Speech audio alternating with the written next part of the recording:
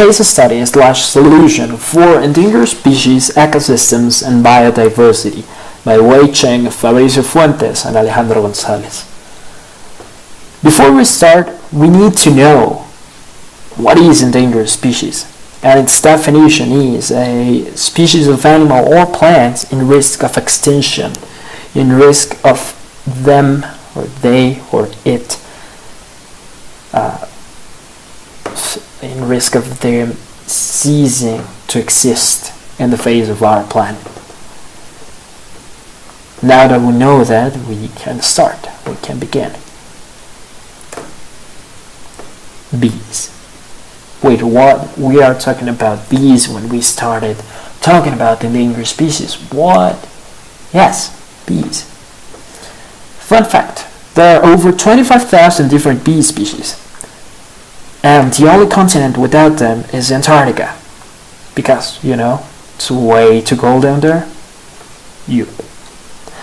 Okay, now, but you haven't answered me. Are they really endangered? We're gonna see that. Before, we have to answer the question, why are bees so important? Why do they matter? They're a simple insect. Well, according to The Guardian, bees pollinate a third of everything we eat, and around 400 different types of plants need bees and other pollinators to increase their yields and quality. Not only do they supply our daily lunch, they also help other animals get their food. How? Well, that's the same way as we do. They pollinate a plant, and the other animal eats that plant, just as we do. So basically, they're the guardians of the food chain and the biodiversity of our world. Problems without bees. This is a hypothetical situation. And this is where we start talking about why bees are endangered and actually are they really endangered and everything about that. But we've got a video to show you.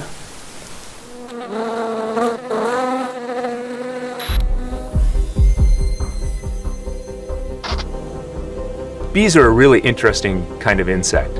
You're probably familiar with honeybees and you've probably seen bumblebees, but there are actually about 20,000 species of bees all around the world. Bees are found in almost all habitats and they play a really vital role.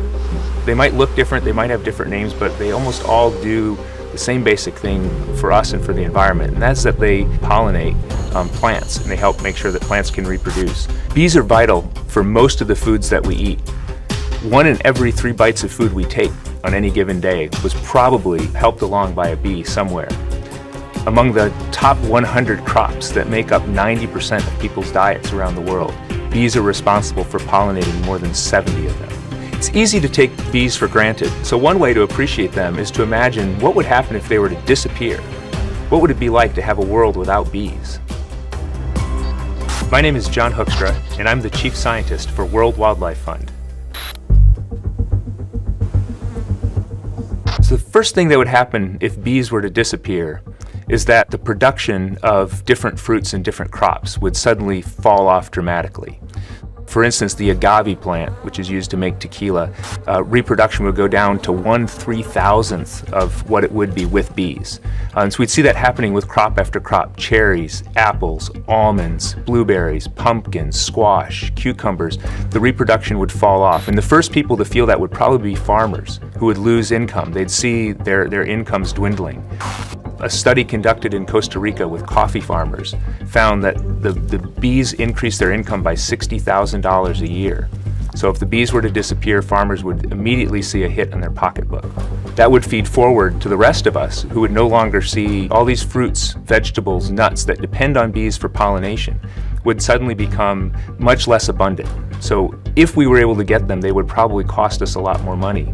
But more than likely, we simply wouldn't have those foods in our diet anymore, and we'd be stuck with what I think would be a pretty bland diet of grains.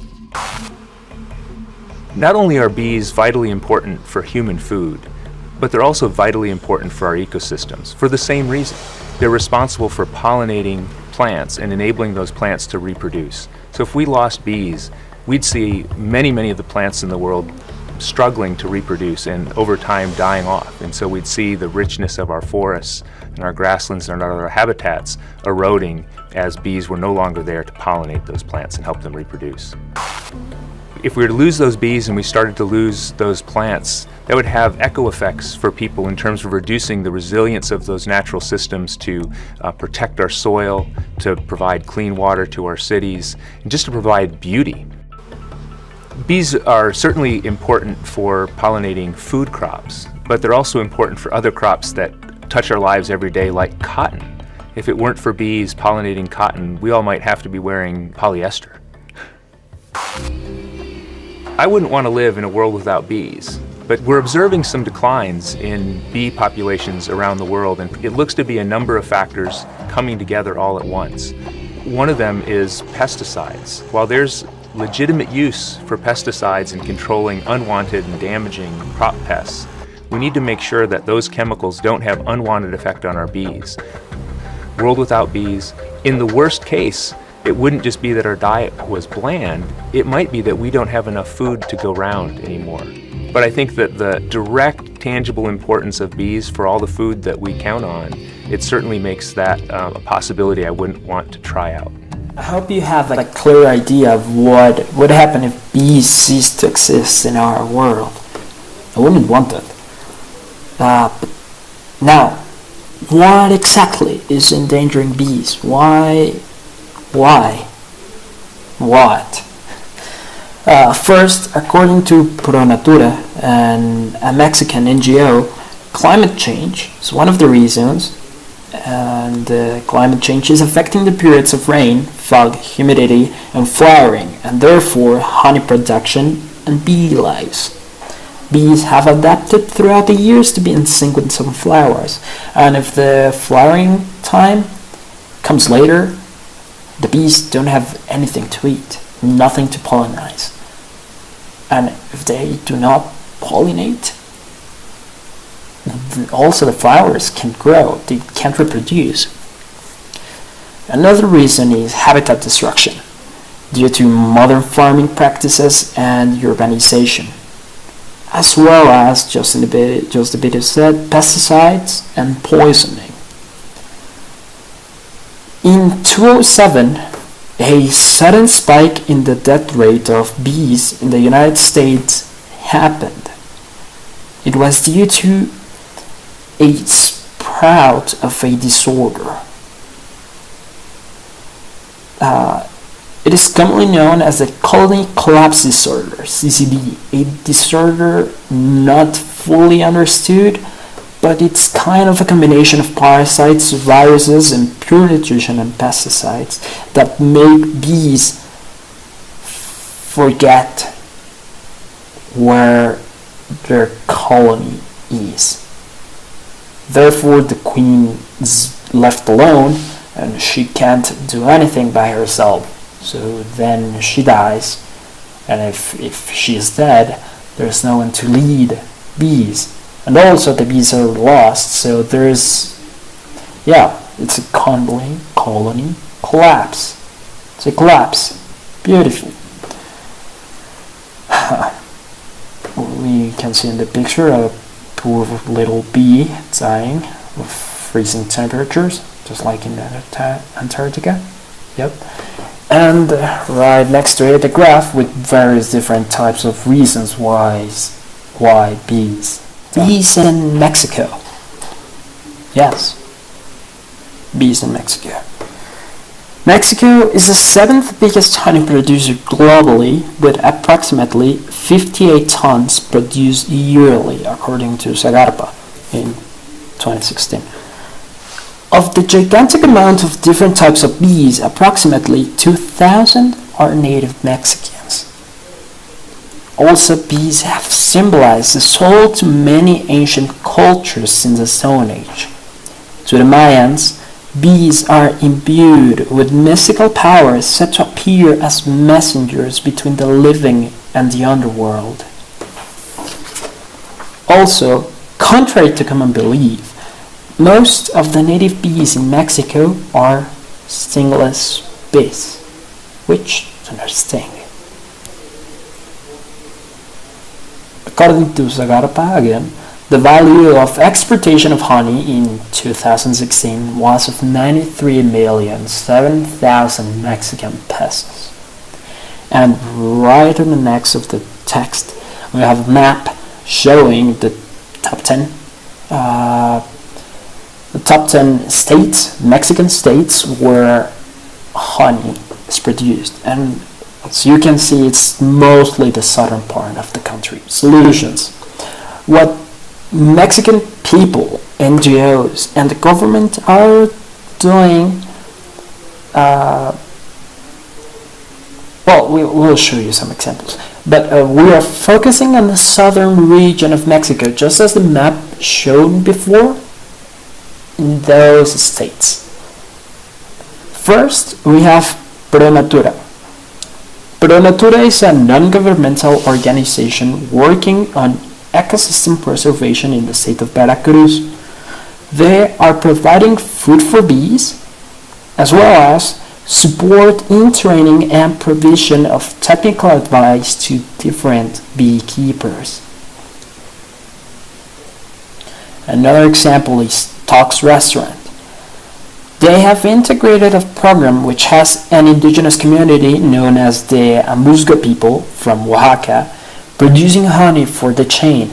They buy their product under a fair trade scheme and use it at its restaurants, as well as selling its final product, thus strengthening the community's capacity by enabling beekeepers and their families to earn a sustainable livelihood. At the same time, encouraging customers to take part in socially responsible practices and reintroducing them to local artisanal food products. Another example is Misoka AC, which are giving capacitation to beekeepers in different regions of the country: Chiapas, Oaxaca, Guerrero, Puebla, Veracruz, Hidalgo, to name a few. What they're doing is helping beekeepers with technical advice, just as Pro Natura, as well as new techniques of conservation and care for bees. Last but not least, we have a video of a collective of Mexican women in the state of Yucatan beekeeping and trying to help the bees survive by beekeeping.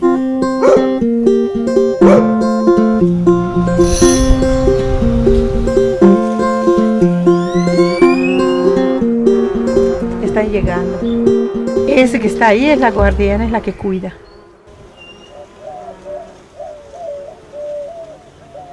Ajá. Y vuelve a salir. Antes lo hacían los hombres, porque los antiguos mayas lo usaban.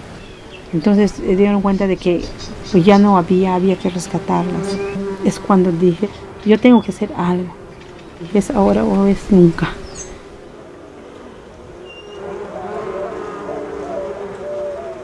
Yo represento el grupo de Colecap. Actualmente somos 20 mujeres que trabajamos Xunancap. Su miel es fina, ellas también, por lo mismo que ellos no tienen aguijón. Ellas hay que tener cuidado, como nuestras hijas.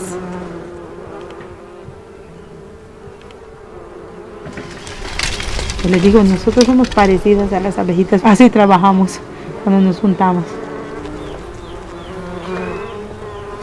De repente hicimos una división, pero tal vez no lo supimos cuidar. Se nos mueren 2 cada de colmenas. ¿Cuánto no lloramos esas colmenas? Es como que te van desanimando. Y cuando uno quiere y le gusta lo que hace, pues lo siente. Ese día pues nos sentimos muy mal, pero después le digo a ellas, no, con esas nos volvemos a levantar. Muchísima gente no lo trabaja porque no saca tanta miel como el lápiz para que nos dé tanto dinero, pero para nosotras estamos contentas.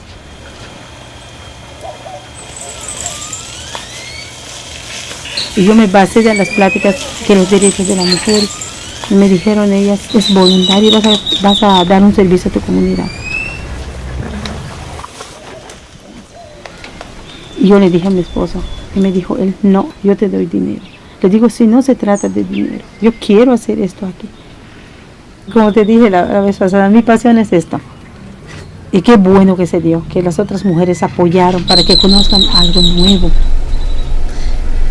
No vas a creer, cuando comenzamos, diarios venía 3 veces al día. También decía mi esposo, ¿qué vives allá? Al principio no estaba de acuerdo, pero ahorita ya. Lo que pasa es que no pensé que iba a funcionar.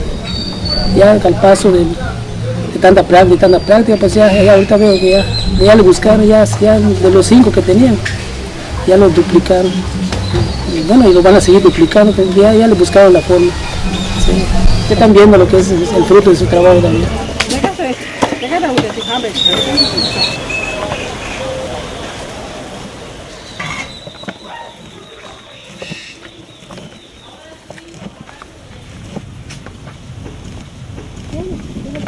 Hay una mejora para el grupo, para nosotras mismas, para la familia. Lo que salen más beneficiados son las familias, los hijos. Y me dice mi hija, mamá, yo quiero seguir estudiando. Digo, que me ayuden, vamos a hacer ventas. Le digo, no necesito dineral para que mis hijos salgan adelante.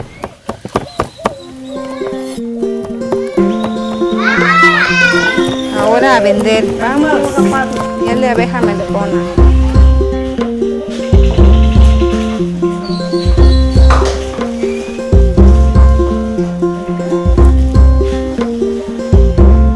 Me dicen ellos, mamá, si tú no hubieras cortado de veras, como dicen la cadenita, estuviéramos siempre, nadie no estudiaría, nadie tendría sueños en la cama.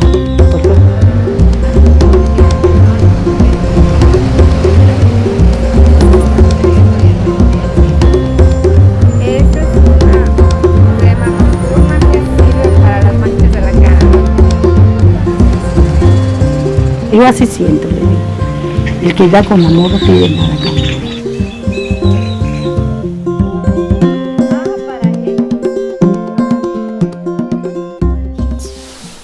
Bees are way too important to us and to the planet. The bees being in danger is not only happening in Mexico, it's happening all over the world. Many different countries are having shockingly high bee death tolls. And what we are doing, what the examples we showed you before are doing, is only a reflection of what other more developed countries are doing to help the bees. For example, Japan, Australia, some countries in Europe, and the United States, they all have programs to help the bee population stay healthy, to avoid pesticides killing bees, to avoid colony collapse disorder, to help the bees in general, to help beekeepers maintain their colonies healthy.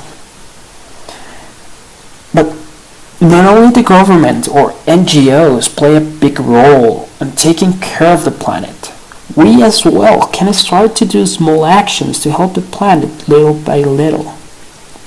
And are we actually doing enough? Not quite. We could change the way we consume things. We could consume less. We could start recycling. I don't know if most of you do. I think you should start. We should start changing the way we do things. Small actions, little by little, it doesn't matter, but we can have an impact on this. We do have an impact.